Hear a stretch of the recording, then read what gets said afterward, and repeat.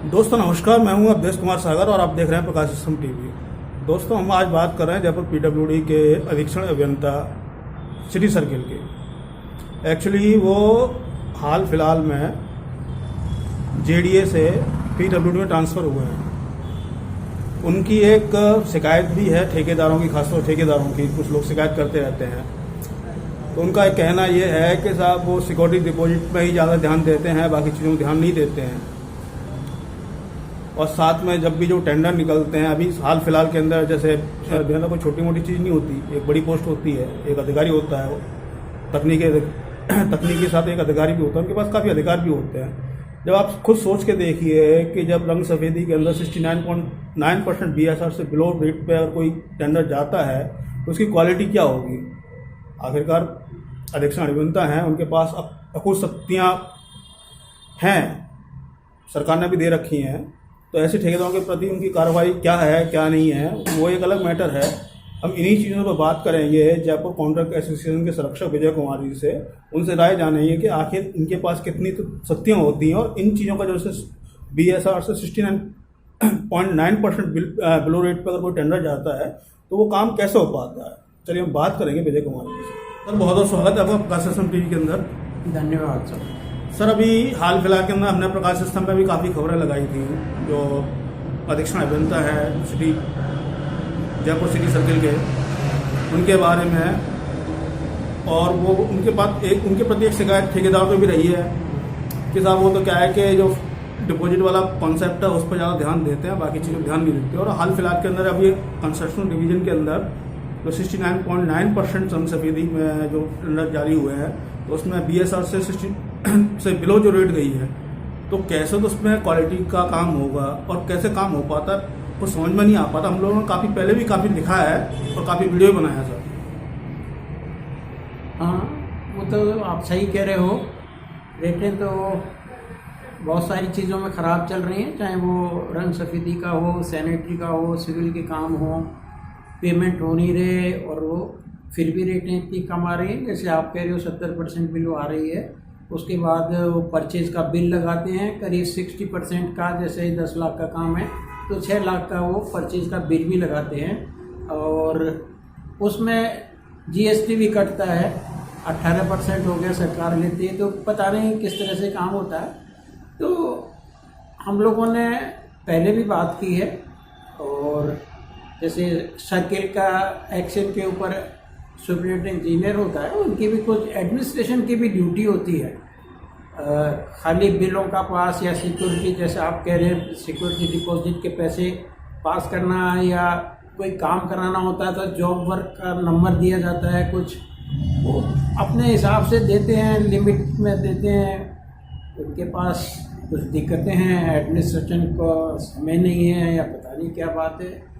और मेरा तो अब दूसरी तरह से सोचना है कि जैसे ये अधीक्षण अभियंता साहब तो हैं, पर इनके पास भी अकाउंट सेक्शन के आदमी होते हैं, डिविजनल अकाउंटेंट वगैरह होते हैं जैसे डिवीज़नों में, तो उनकी भी कुछ जिम्मेदारियां होती हैं। वो देखें कि इतनी कम रेटें कैसे आ रही हैं। पर यहाँ तो थोड़ा उल्टा सा हो रहा है।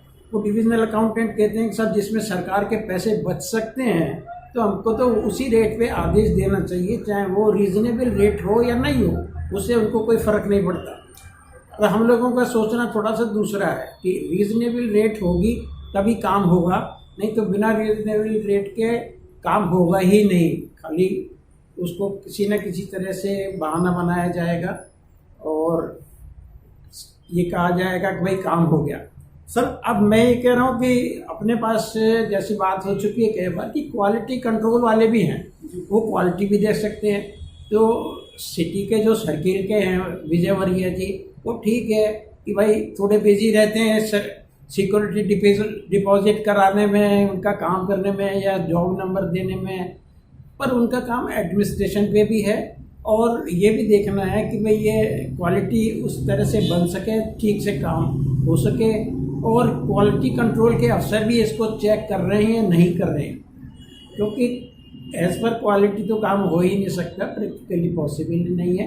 क्योंकि ये जो जिस BSR पे ये काम हो रहा है सार्वजनिक निर्माण विभाग में स्टेट में, वो 2019 की बनी हुई है। 3 साल के अंदर हर चीज़ की रेटें कहीं से आसमान में जा चुकी हैं, चाहे वो लेबर हो या कोई भी हो। पर समझ में नहीं आता ये कैसे काम हो रहा है। एडमिनिस्ट्रेशन का काम भी नहीं देख पा रहे हैं, खाली अगर ये इसी हिसाब से काम कर रहे हैं तो क्या कहा जा सकता है। तो ये मंत्री जी से भी रिक्वेस्ट कर रहे हैं हम लोग। और मैं तो आपको ये बताता हूँ कि मैंने तो RTI वगैरह में भी यूज़ किया है और उसका भी कोई बहुत अच्छा रिजल्ट नहीं आया। जैसे ये अपने अधीक्षण अभियंता जी हैं, इनके 3-4 प्लॉट हैं जयपुर में, कुछ मकान हैं।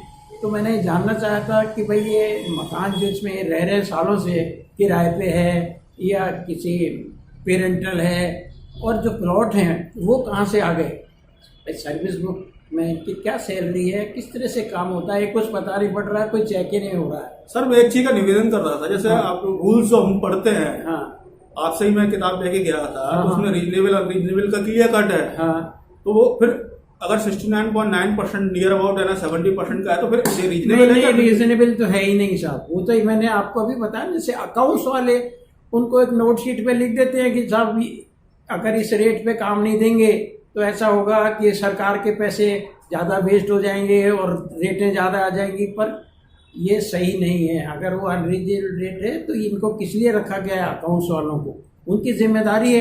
अकाउंट्स वाले और क्वालिटी कंट्रोल वाले, ये 2 जने अगर मिलके काम करें तो एडमिनिस्ट्रेशन तीसरा ऐसी भी मिलके काम करे तो रेटें ठीक हो सकेंगी, सरकार की नहीं पब्लिक के पैसे बच सकेंगे, अच्छी क्वालिटी का काम हो सकेगा।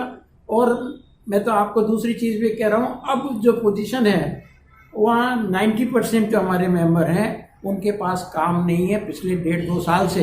वजह यही है कि वो रेटें इतनी बिलो डाल देते हैं और उनकी सेटिंग है यहाँ पे ऑफिस के अंदर, तो वही लोग अपना काम करते हैं क्योंकि उनको आदेश दे दिया जाता है कि आप किसी भी रेट पे काम लेके आइए, आप ही को करना है। अगर ये काम कोई दूसरा ठेकेदार डाल देगा और 70% डाल देगा, जिसकी नीचे लोअर स्टाफ वगैरह से ठीक नहीं है रैपट, तो उसको बुरी तरह से रगड़ा जा सकेगा, वो काम हो ही नहीं सकता। उसके ऊपर पेनल्टियाँ लगा दी जाएंगी तरह तरह की और क्वालिटी भी ख़राब शो कर दी जाएगी। तो अब देख लीजिए, मेरे तो मेंबर बहुत परेशान हैं, वो हर बार कहते हैं कि आप क्या कर रहे हो। और दूसरा मैं एक चीज़ और चाहता हूँ, आज से कुछ महीने पहले गवर्नमेंट ने कहा था कि जैसे ऑनलाइन टेंडर हो रहे 5 लाख से ऊपर वाले, तो उसमें क्या कि कंपटीशन हो सके, रीजनेबल रेटें आ सकें।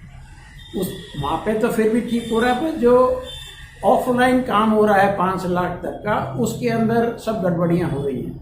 तो सरकार ने जब पहले वादा किया था कि 1 लाख से जो भी ऊपर काम होंगे वो सब नेट पे डाले जाएंगे, दैट मीन्स ऑनलाइन किए जाएंगे। तो क्यों नहीं अब ये वो चीज़ कर रही है गवर्नमेंट, जो बल्कि उस वक्त ये पूछा गया था जनरल पब्लिक से कि आपकी राय इस बारे में क्या है कि इसको अपन 1 लाख से ऊपर अमाउंट वाले काम को भी ऑनलाइन करें।